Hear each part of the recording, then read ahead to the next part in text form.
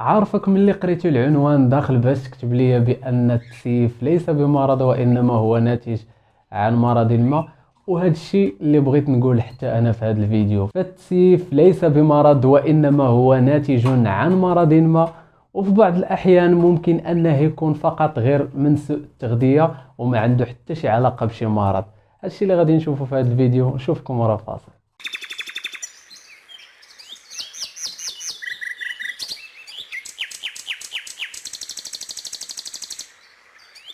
فملي كنذكروا التسييف فمباشرة كنربطوه بالمرض، وبعض الأحيان كما قلت في المقدمة ممكن يكون ناتج أيضا عن سوء التغذية، لكن في بعض الأحيان فمثلا أي شخص مرض له واحد الطائر ودار له واحد الصورة حطو في شي مجموعة ديال الطيور، فكتلقى مباشرة بزاف ديال الناس كتجي كتبقى تكتب ليه أعطي لها الطير هاد الدواء وأعطي لها الطير هاد الدواء، ولا أعطيه البيض راه غادي يرجع الصحة ديالو أو غير ذلك. لكن قليل بزاف فاش كنشوفوا شي شخص كيتدخل وكيقول ليه حاول تفحص الطير هو الاول، عرف شنو هو اللي مسبب ليه داك التسييف، عاد ندوزو للمرحله ديال نشوفوا اننا واش داك الطير خاصنا نعطيوه الدواء او خاصنا هي نعتنيو بالاكل ديالو باش يرجع الصحه ديالو. وبما اننا كنربطوا التسييف بالمرض، فهنايا غادي نهضروا على ثلاثه ديال الانواع ديال الامراض، واللي هي المرض اللي كيكون مرض حاد، وكاين المرض اللي كيكون متوسط الحده، وكاين المرض اللي كيكون مزمن.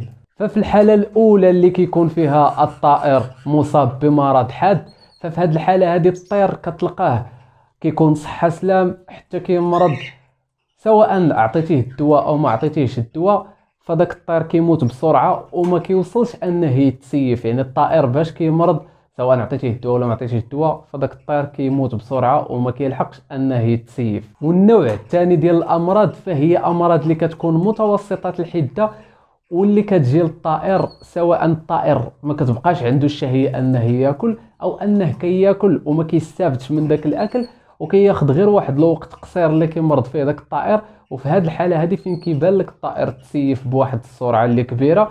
وهنايا الا تدخل داك المربي وعرف انه يشخص المسبب ديال داك التسييف، فراه كيعتق داك الطائر، والا ما ردش ليه البال في طبيعه الحال ان داك الطائر راه غادي تكون النهايه ديالو هي الموت.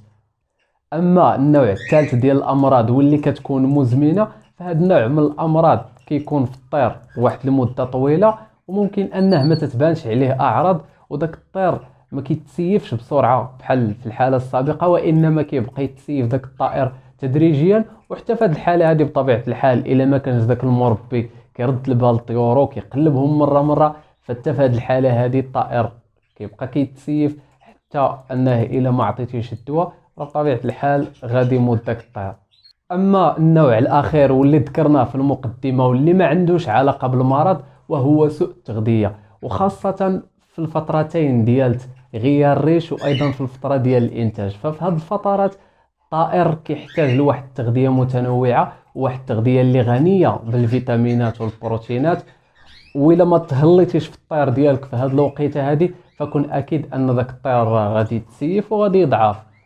اما بالنسبه للناس اللي كتبقى تتسول على العلاج او الوقايه من التسييف، فاول حاجه غادي ننصح بها فاش واحد الطائر ديالك كيتسيف، فاول حاجه كنديرها هي انني كنحاول نقلب الطائر ديالي ونسول راسي انا الا كنت كنتهلا في داك الطائر وكنوفر ليه كاع التغذيه اللي خاصه.